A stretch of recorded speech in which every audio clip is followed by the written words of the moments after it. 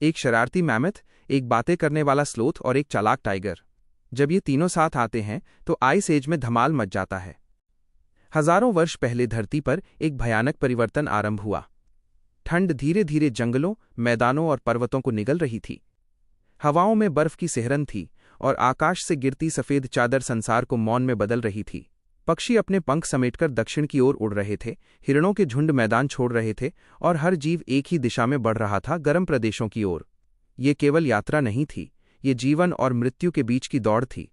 इसी भीड़ से अलग, बर्फ से ढकी धरती पर एक विशाल मैमथ चल रहा था, मैनी।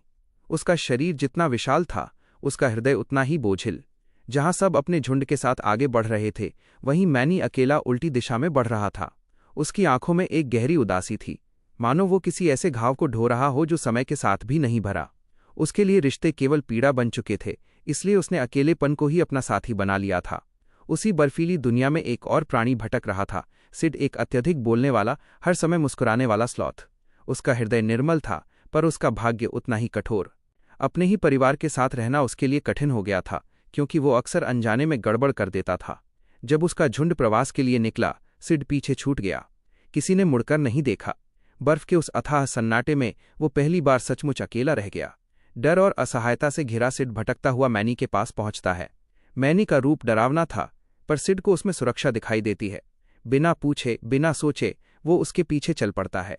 मैनी उसे दूर भगाने का प्रयास करता है, पर सिड की बातें रुकती ही नहीं। धीरे धीरे, अनचाहे ही सही, दोनों साथ चलने लगते हैं, एक मौन में डूबा हुआ, दूसरा शब्दों से भरा हुआ। उसी समय कथा मनुष्यों की दुनिया की ओर मुड़ती है। बर्फ उनके घरों तक पहुंच चुकी थी। एक मानव स्त्री अपने शिशु को गोद में लेकर भाग रही थी। उनका समूह बिखर चुका था। अचानक वे एक ढलान से फिसल जाते हैं। माँ अपनी पूरी शक्ति लगाकर बच्चे को बचाती है, पर स्वयं गंभीर रूप से घायल हो जाती है। अंतिम क्षणों में वो अपने बच्चे को एक नदी के किनारे रख देती है, इस आशा के साथ कि कोई उसे बचा लेगा। उसी नदी के पास मैनी और सिड पहुंचते हैं। उनकी दृष्टि उस नन्हे मानव पर पड़ती है। मैनी तुरंत समझ जाता है कि ये शिशु संकट में है।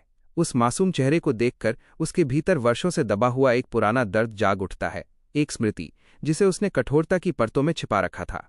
मैनी निश्चय करता है कि इस बच्चे को उसके परिवार तक पहुंचाया जाएगा। सिड उस बच्चे को देखकर उल्लास से भर उठता है। वो स्वयं को उसका रक्षक घोषित कर देता है। उसके लिए यह केवल जिम्मेदारी नहीं थी, बल्कि अपने अस्तित्व को अर्थ देने का अवसर था। पर हर कथा में एक छाया होती है। यहाँ वो छाया था डिएगो, एक तेज, चालाक और खतरनाक सेबर दांत वाला बाघ। वो एक शिकारी झुंड का सदस्य था, जिसका सरदार मनुष्यों से प्रतिशोध चाहता था। उनकी योजना थी इस बच्चे को पकड़कर वापस लाना। डिएगो छलपूर्वक मैनी और सिड के साथ जुड़ जाता है। वो कहता है कि वो भी बच्चे को उसके घर तक पहुंचाना चाहता है, पर उसका उद्देश्य भिन्न होता है। मैनी, जो पहले ही किसी पर भरोसा नहीं करता था, डिएगो को भी संदेह की दृष्टि से देखता है, फिर भी बच्चे की सुरक्षा के लिए उसे साथ ले लेता है। अब तीन भिन्न स्वभावों वाले प्राणी, एक अकेला मैमथ, एक बातूनी स्लॉथ और एक छिपा हुआ शिकारी, एक नन्हे मानव के साथ बर्फीली धरती पर यात्रा पर निकल पड़ते हैं। मार्ग में उन्हें टूटते हुए हिमपुल, गहरी खाइयां और प्रचंड तूफान मिलते हैं। हर संकट उन्हें एक दूसरे के और समीप ले आता है। मैनी अपनी सूंड से बच्चे को सुरक्षित उठाए रखता है। सिड उसे हंसाने का हर संभव प्रयास करता है। डिएगो सब कुछ मौन में देखता रहता है, पर उसके भीतर भी कुछ बदलने लगता है। एक रात वे खुले मैदान में विश्राम करते हैं। आकाश में असंख्य तारे चमक रहे होते हैं। सिड आग जलाने का प्रयास करता है और बच्चे को हंसाता रहता है। मैनी तारों की ओर देखते हुए अपने अतीत में खो जाता है। एक समय था जब उसका भी परिवार था, एक सब छिन गया। वही पीड़ा उसे वर्षों से कठोर बनाए हुए थी। बच्चा रेंगता हुआ मैनी की ओर आता है और उसकी सूंड को छू लेता है। वो मासूम स्पर्श मैनी के जमे हुए हृदय को पिघला देता है। उसे अनुभव होता है कि ये यात्रा केवल बच्चे को घर पहुंचाने की नहीं, बल्कि स्वयं को फिर से जीवित करने की भी है। डिएगो ये सब दूर से देखता है। उसके भीतर का शिकारी और उसका जागता हृदय आमने सामने खड़े हो जाते हैं। वो समझने लगता है कि ये यात्रा उसे भी बदल रही है, शायद सदा के लिए। यहीं से उनकी राह और कठिन होने लगती है। यात्रा आगे बढ़ती जाती है। बर्फ अब और घनी हो चुकी थी। हवा में सन्नाटा और ठंड दोनों बढ़ चुके थे। हर कदम पर जमीन टूटने को तैयार रहती, मानो धरती स्वयं भी इस परिवर्तन से डर रही हो। मैनी अब बच्चे को केवल एक जिम्मेदारी नहीं, बल्कि अपने हृदय का हिस्सा मानने लगा था। वो उसे अपनी सूंड में इस तरह थामे रहता, जैसे उसे संसार की हर ठंडी हवा से बचाना चाहता हो। सिड हर समय उसके पास रहता, कभी खेल दिखाकर, कभी अजीब सी आवाजें निकालकर, ताकि बच्चा हंसता रहे।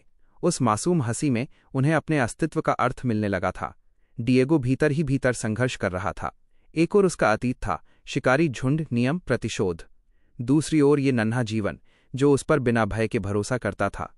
हर बार जब बच्चा उसकी ओर देखता, उसके हृदय में कुछ टूट सा जाता। वो स्वयं से पूछने लगा, क्या ये सचमुच मेरा शत्रु हो सकता है? एक रात वो चुपचाप उनसे दूर चला जाता है और अपने झुंड तक पहुंचता है। उसका सरदार पहले से क्रोधित प्रतीक्षा कर रहा होता है। योजना स्पष्ट थी, बच्चे को सौंपना और मैनी को फंसाना। डिएगो सिर झुकाए सब सुनता है, पर उसका मन वहां नहीं था। वो उस हंसी को याद कर रहा था जो उसने पहली बार किसी मनुष्य के चेहरे पर देखी थी। वो लौट आता है, पर अब उसके कदम बोझिल हैं। उसी क्षण उसका झुंड वहां आ पहुंचता है। सच उजागर हो जाता है। मैनी समझ जाता है कि डिएगो शुरुआत से ही उन्हें धोखा दे रहा था। उसके भीतर वर्षों से जमा अविश्वास फूट पड़ता है। वो क्रोध से गरज उठता है और निर्णय करता है कि अब वो आगे अकेला बढ़ेगा। सिड भी भीतर से टूट जाता है। जिसे वो मित्र मानने लगा था, वही शत्रु निकला। पर तभी डिएगो अपने अतीत से विद्रोह कर देता है। घायल होने के बावजूद वो बच्चे के सामने ढाल बनकर खड़ा हो जाता है। वो अपने ही सरदार से भिड़ जाता है। भयानक संघर्ष होता है। बर्फ पर खून की लकीरें खिंच जाती हैं। अंततः डिएगो अपने सरदार को पराजित कर देता है, पर स्वयं गंभीर रूप से घायल हो जाता है। मैनी ये सब देखता है। उसे समझ आ जाता है कि डिएगो ने अपना अतीत त्याग दिया है।